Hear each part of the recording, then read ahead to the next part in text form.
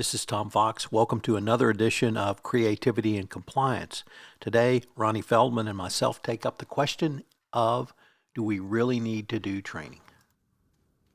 Hello, everybody. Welcome to another episode of Creativity in Compliance. I am Ronnie Feldman. I am leading us off today. With us today is, of course, Tom Fox. Say hello, Tom. Hello, Tom. Yes, the bit that never gets old. Okay, so I wanted to start us off this time because I have a question for you. You're usually asking questions of me, but I have a question for you. And this is a legitimate question. It's a leading question, but I really want to know the answer to this. Does the Ethics Compliance Department really have to do training? Is that something that we have to do? We know that everybody's doing it, but do we have to do it? So actually, there are some state laws, such as the California anti-harassment law, which specifically mandate training. So there's a few that say yes. In the FCPA context, though, Ronnie, there's nothing in the FCPA that says ye shall do training. Where we find it is the U.S. Sentencing Guidelines from 1992 and in the original formulation of the 10 Hallmarks of an Effective Compliance Program, now just called Hallmarks of an Effective Compliance Program.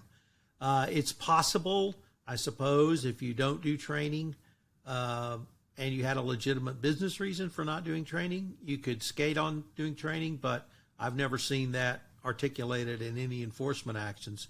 The best practice in compliance is to do some type of training. But what's interesting, Ronnie, is the DOJ's own evolution in thinking. 10 years ago, they told us to do 1 hour, either live in person, 300 PowerPoint slide deck training with a 10 question examination thereafter.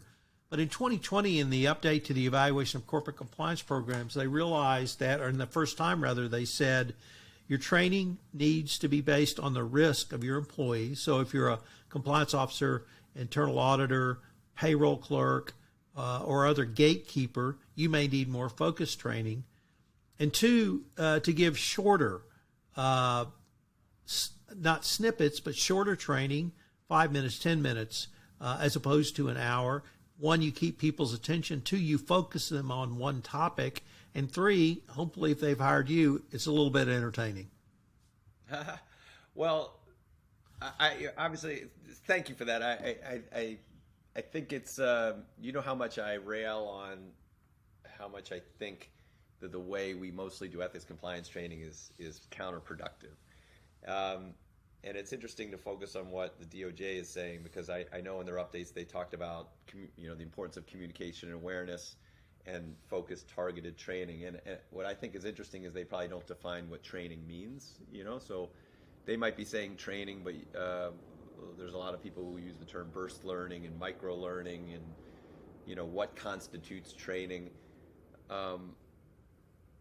I feel like it's worth talking about because the way we've historically done it, we know inherently in our bones doesn't work, right? Because the historical way we do training, that e-learning, is infrequent, it's long, it seeds the idea that it's not important because people feel like it's a check-the-box activity and that you're just pushing liability on them.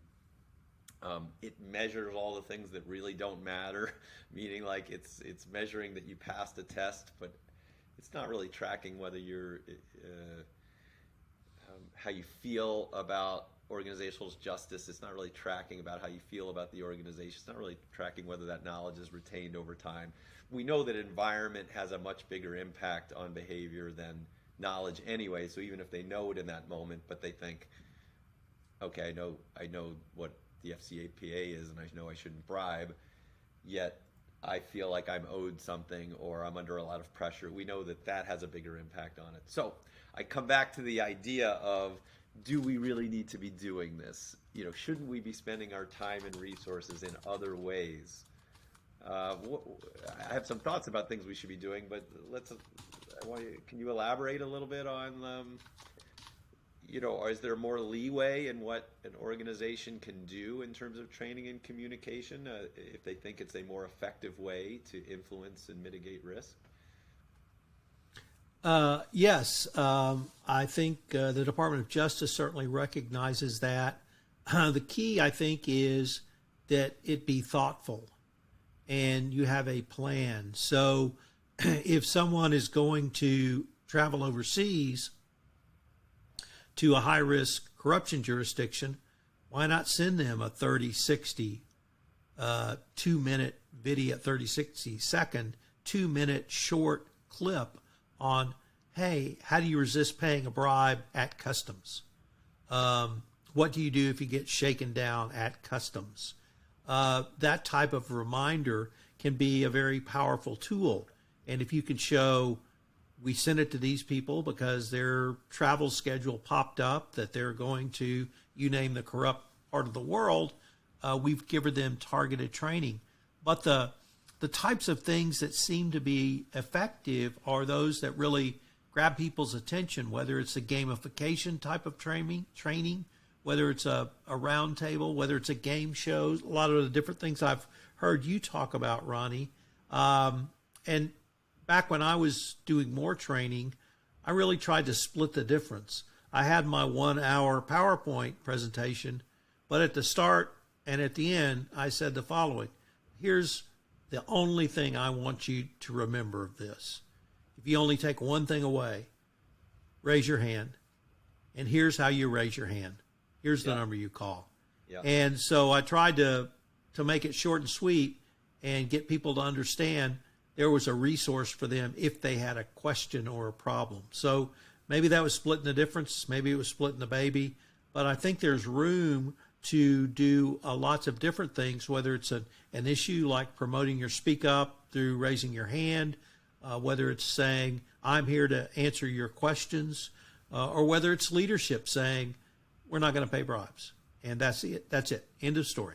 We're not going to pay bribes. And when you can get the manager, the CEO, or the business unit president to come in and say, I'm not going to tolerate paying bribes, that can be the best training you can possibly have. So it's really a combination of lots of different things. Well, I think that this is what I'm pulling away from this is that I think we as a community can be a lot more thoughtful, it's a great term, about what we consider training and mixing it up and trying different things. Like the whole idea of having leaders talk about the importance of the issues could be considered a training, and quite frankly more valuable than an e-learning, because if you have you have the main lessons coming out of the mouths of leaders saying it's important, telling interesting stories, telling you that it's okay, constantly reminding people that this is important. I think that's one of the most valuable things that organizations can do. And it's hard, of course, to get leaders to do that. So there's maybe a first level of work of like getting buy-in from leadership, and a second level of getting them to sit down and do these things. Or, I've produced fake shows for companies where we get leaders to talk about things, but we make it fun. And that's one of the ways we get them to do it. So I love that idea. The whole idea of just-in-time training, I guess, is what I'm calling the thing where you say they're going to another country and then you send them something. I love that idea because it's short, quick reminders, tools, and resources that are available in the time of need, like removing the barrier from accessing information, making that easy. One of Malcolm Gladwell's tenets of, when they talks about why, behavior is not only having the right messaging, but making it easy to access that information is a great way to change behavior. If you have the right message and it's hard to access, or vice versa, then people don't behave differently. So I love that idea. And of course, I think one of the most effective things that you can do is promote speak up culture, promote that support system. And that to me is something that you can do all the time. In terms of measurement, I talk with my clients about having simple lessons and tools, make it easy to access, and then constantly drive attention to that. So that's like pushing out a 30 to 60 second video and measuring click-through rates, like how many more times do people access the policy than they did before. Things like that. You can measure click-through rates. You certainly can measure how many times things have been watched and viewed. You certainly can measure helpline calls and things along those lines. You certainly could do more surveys that measure how people feel about organizational justice. How do people feel psychologically safe? There's all sorts of things we can do other than, hey, the dog agrees. I don't know if you could hear it. There was a dog barking in the background. If you could hear that, that's what I was referring to. And last but not least, just the idea of broadening what training means. Oh, I was going to say, if you have to do e-learning, if you feel like you have to do e-learning, I borrowed this from Ricardo, who founded Broadcat. He said, well, if you're feeling the need to do that, get it done as simply and as quickly as possible.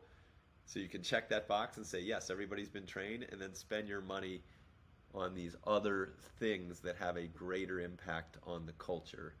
And I guess I'll add my part of it by saying, I love how you said be thoughtful about it. I think the main thing is to do things that we think will work, and then measure those things so you can show the thoughtful ways that you're thinking about it, regardless of whether you're doing that quote-unquote e-learning. What do you think? Why don't you put a button on that, Tom?